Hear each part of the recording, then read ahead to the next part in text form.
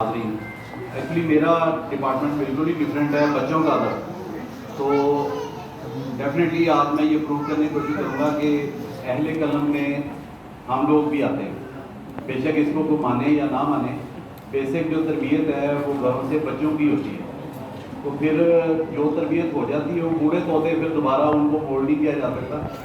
میں سمجھتا ہوں کہ بیسک جو رسپانسبلٹی ہے اہل قلم میں سے وہ بچوں کے ادیبوں میں ہی بنتی ہے۔ ایک مقالہ ہے، میں اس کو مختصر کر کے پڑھ دیتا ہوں آپ کو، تو تھوڑا بس پیشنس رکھیے گا اور برداشت کیجیے گا۔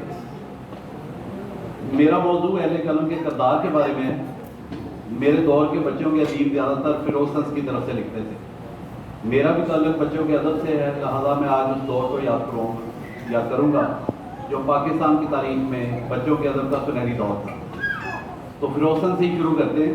فیروز لمیٹڈ اگرچہ طباعت و اشاعت کے لحاظ سے پاکستان کا سب سے جانا مانا ادارہ ہے، لیکن اس کا ایک طرف یہ بھی ہے جس کی وساطت ہر عمر کے بچوں سے ہے۔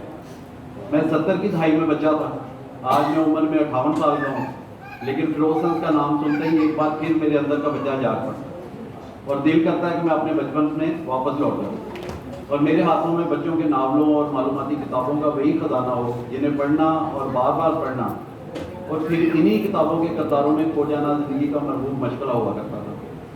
مجھے یقین کامل ہے کہ آج کل کے بچے اور میری عمر کے بڑے بچے جنہوں نے فیروز کے شائع کردہ بچوں کے ناول پڑھے ہیں وہ میری بات کی ضرور تائید کریں گے۔ اس مضمون میں کوشش کروں گا کہ ان کتابوں کو یاد کرتے ہوئے ادارے اور کتابوں کے مصنفین کو بھی ایک سلام پیش کیا جائے جنہوں نے فیروز کی مطبوعہ کتابوں کے پڑھنے والوں کی زندگیوں کو ایک منفرد سوچنے کا انداز بخشا تھا۔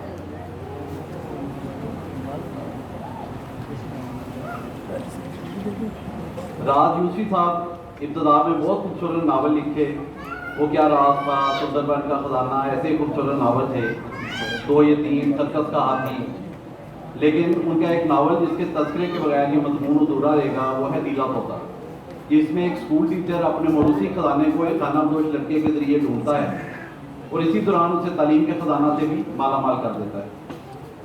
ہمارے ایک رائٹر تھے جبار توقیر صاحب، خزانے کا راز، پھر ان کا 5 لاکھ، وہ مراکش کی سیر ہمیں اس دور میں انہوں نے اس ناول سے کروائی، اور آج کل کے زمانہ میں سرزد ہونے والا جرم جس پر حکومت بھی قابو نہیں پا سکی، انہوں نے اس جرم اپنے ناول کے ذریعے ایک افریز کی صورت میں جو اجاگر کیا اور 70 کی دہائی میں سب کو بتایا کہ اس پر قابو پانا ضروری تھا۔ وہ اغوا برائے رینسم تھا، اغوا برائے تاوان جسے کہتے ہیں۔ اس ناول کی تعریف کرنا گویا سورج کو چراغ دکھانے والی بات ہے۔ اسی طرح ان کے ناول آدھا آدمی میں بھی معاشرتی خرابیوں کی نشاندہی سے بھرپور کہانی تھی۔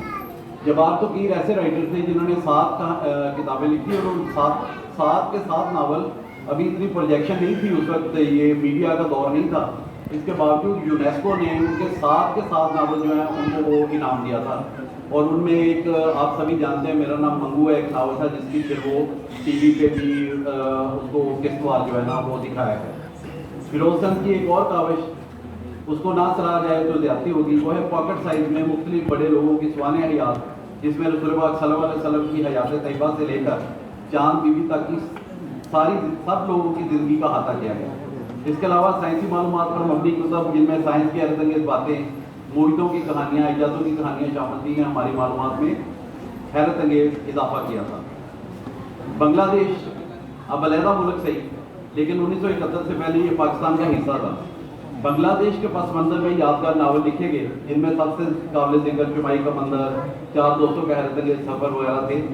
جس طرح آج ہم اس مسلمہ حقیقت سے نظریں چراتے ہیں کہ کبھی بنگلہ دیش مشرقی پاکستان تھا، اسی طرح یہ ناول چھپنا بھی بند ہو گیا۔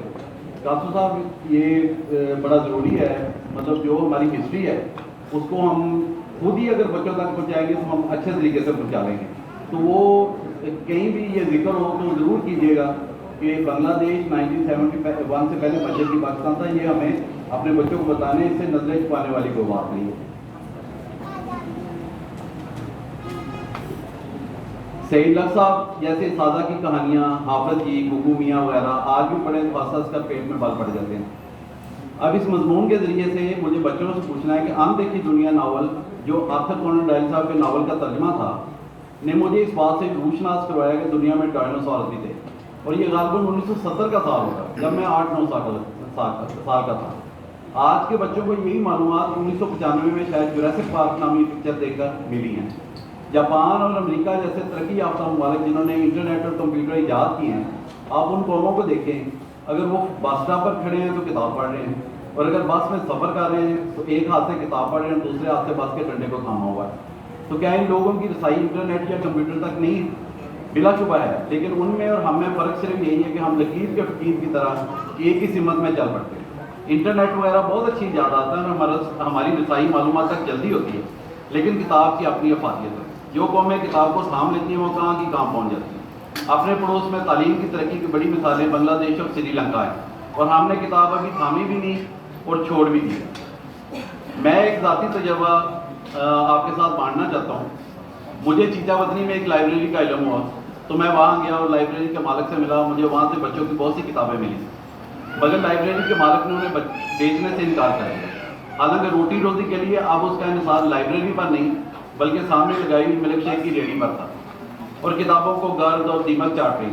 وجہ معلوم ہوئی کہ قیمتی کتابیں بیچنے کے لیے اس نے انہیں ایک دو گاہکوں کو دکھایا، تو انہوں نے یہ قیمتی کتابیں ردی کے بھاؤ خریدنے کی کوشش کی۔ یہ حال ہے ہمارے معاشرے میں علم اور کتابوں کے انحطاط کا، لیکن ابھی بھی بچوں کے ہائر سیکنڈری اسکول میں لائبریریاں ہیں، اور ان میں ڈھیروں کتابیں بھی جو بچوں کا انتظار کر رہی ہیں۔ ان کتابوں کی طرف بچے راغب ہوں گے تو لائبریریاں آباد ہوں گی، کتابیں شائع ہوں گی اور لکھنے والے گمنام نہیں ہوں گے۔ حکومت سے بھی میری دست و دستہ گزارش ہے، وزیر اعلیٰ صاحب ہر حادثے کو سب سے پہلے پہنچتے ہیں، مگر کچھ سال پہلے فیروز سنگ کے مین، وہ آج کی گورنمنٹ نہیں تھی، فیروز سنگ کے مین شو روم واقعہ مال روڈ لاہور میں خوفناک آتش زدگی ہوئی اور وہاں کوئی نہیں پہنچا، جہاں آگ لگنے سے کتابوں کا عظیم ذخیرہ نظر آتش ہوا۔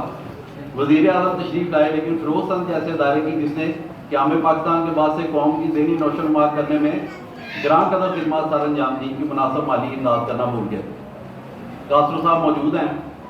جیسے بچوں کا ادب لکھنا دنیا کا سب سے مشکل کام ہے، لیکن گورنمنٹ، حکومتیں بھی ادبی دنیا، بلکہ حکومتیں کیا ادبی دنیا بھی اسے ادب تسلیم ہی نہیں کرتی۔ کیا بچوں کا ادب نہیں؟